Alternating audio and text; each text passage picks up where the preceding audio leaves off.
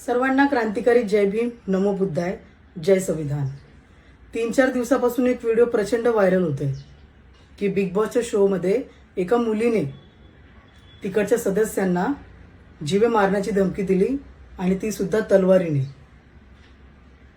सांगायचं तात्पर्य हेच आहे की एखाद्याला जीवे मारण्याची धमकी देणे भारतीय दंड संहिता कलम 506 अंतर्गत 2 ते 7 वर्षाचा कारावास होऊ शकतो आणि समोरच्याला धमकी देण्याच्या तरतुदी असतात की लेखी दिली, तोंडी दिली, की पत्रात लिहून दिली, की 4 चौघात दिली। पण ही जी धमकी आहे नॅशनल टेलिव्हिजन वरती जो सगळ्यात मोठा प्रोग्राम असतो जो प्रथम सर्वांना माझा जय भीम। तर हे तुम्ही व्हिडिओ ऐकलं असेलच, सुरुवातीलाच नाव घेऊन काय बोललेलं नाही या ताईने।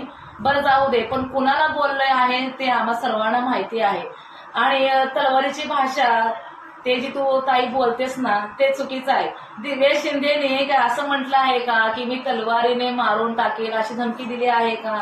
दिव्या शिंदेने असं म्हटलं आहे की माझी तलवार घरी आहे आणि डिफेंड करतं की कोणावर वापरायची आणि कोणावर नाही वापरायची, हे तिनं वाक्य बोललं होतं। आणि हिंदी बिग बॉस शो तू बघतेस की नाही ते आम्हाला माहिती नाही, पण आम्ही ते हिंदी बिग बॉस शो पहिल्यापासून बघत आलो आहे। त्याच्यामध्ये एमसी स्टँड तू त्यांना ओळखत असशीलच।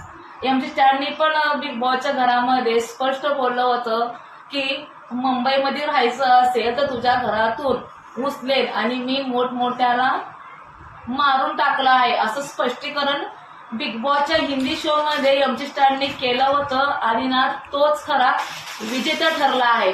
म्हणून तर म्हणतात एंटरटेनमेंट। आणि खरंच Hindi Bigg Boss show 1 number आहे।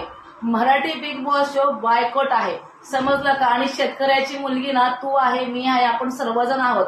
आणि तू आपल्या समाजाचे पाय कसं खाली ओढायचं हे तू चांगलंच बोलत आहेस तुझ्या बोलण्यावरून। कारण की आपला माणूस, आपल्या समाजामधला माणूस जेव्हा मोठमोठे पदे गाठतो आणि पुढे जातो त्याला आपलं सपोर्ट करणं काम आहे। त्याच्या विरोधात जायचं हे आपलं काम नाही आणि हे तुला शोभत नाही, कारण की तू पण एक जेपीमवालीच आहे। त्यामुळे सपोर्ट करायची का, उगाच चुका काढत बसू नका आपल्या समाजाच्या। त्याच्यामुळे हे दुसरे फायदा घेतात, मला हे सांगणं आहे। जय भीम, जय संविधान।